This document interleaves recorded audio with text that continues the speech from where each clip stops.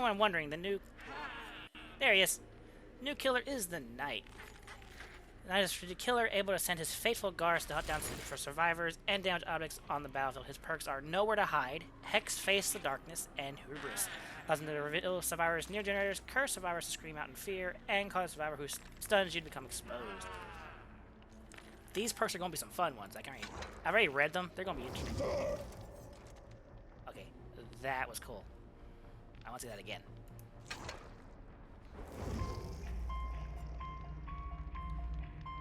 Yay, demonetized instantly. Just kidding.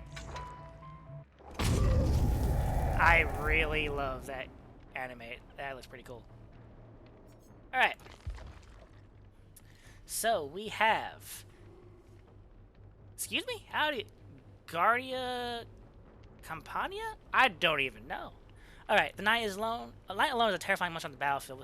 With his little guards, he's nearly unstoppable. Together, I'm not going to try it. Fights for their own freedom, killing anyone who's in their way. Special ability, Guard Summon. Tap the power button to activate Guard Summon mode. Once activated, move around to create a patrol path. While in Guard mode, you can aim at a generator in progress, or a down pallet, or a breakable wall, and tap the attack button. This will summon a guard to complete a break action on the selected object.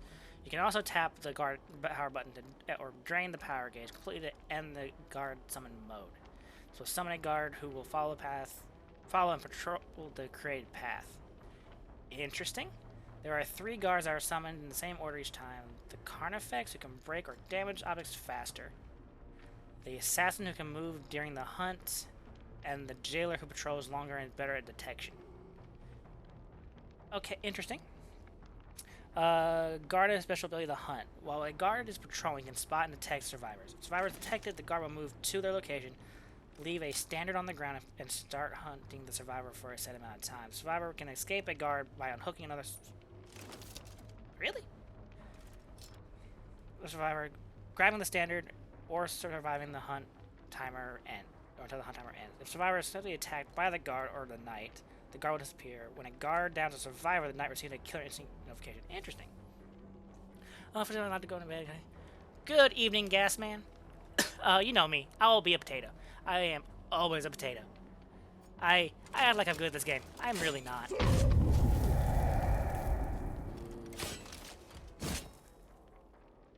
This dude has some cool animations. I can't see... I need to see the guards in action to understand this better. But I'm intrigued. Okay, perks. We have Nowhere to Hide. The machinations of the weak and craven draw your ire. Your anger forces survivors to reveal themselves. Whenever you damage the generator, reveal the aura of all survivors standing within 24 meters of your position for 3 seconds. Ooh. Big O's... I'm not even gonna try. I don't even know. It's kind of one of this game.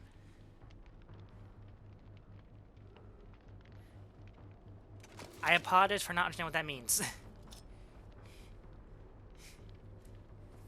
That sounds I want the...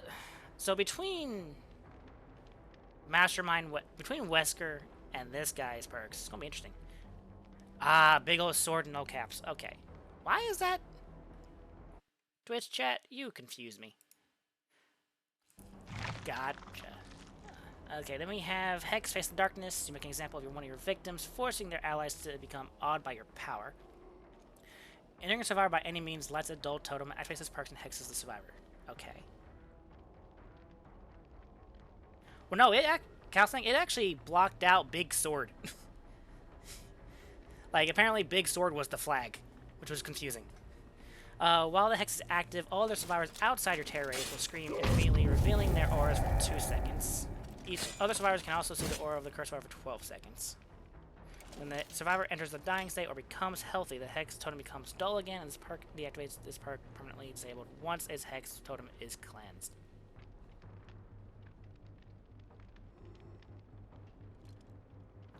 Why is it flagging Big Sword? Twitch, what are you doing? That is weird.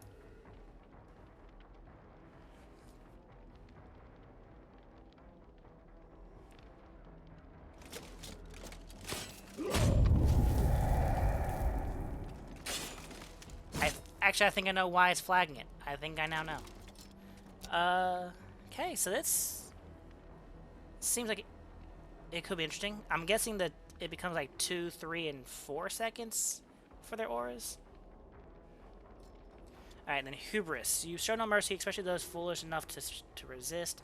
Whenever you are stunned by a survivor, that survivor suffers from the exposed status for 10 seconds. Hubris has a 20-second cooldown.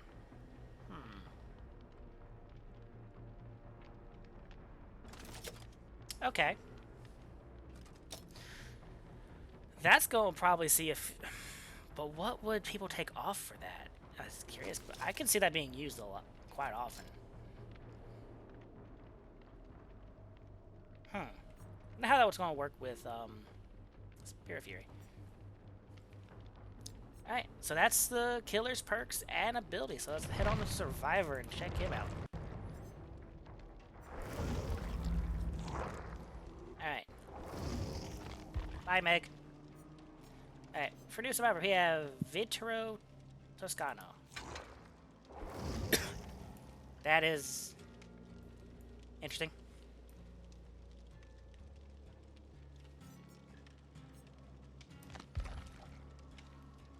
Right. Where you gonna be at?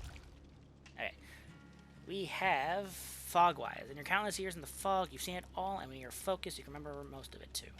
Hitting a great skill check while preparing a generator reveals the killer's origin. That's pretty cool. I tend to hit great skill checks on generators quite often. Potential energy. That's a novel. My god. Your arcane abilities have adapted to the entity's realm after centuries of wandering, granting you unprecedented control over its main devices. After working on generator for 12 uninterrupted seconds. I love how they have to specify that. Press the active ability button 2 to activate this perk. When this perk is active, repairing the generator will charge this perk instead of making generator progress. Why would you do that? For each 1.5% of generator repair, the perk will gain 1 token up to 20.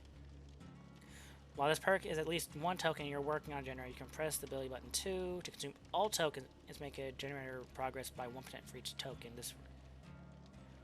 So I guess you would do this at like on the first generator of the game to have tokens, hopefully for this perk deactivated. If you lose a health state or while this perk is at least 1, the perk was all undeactivated. Okay.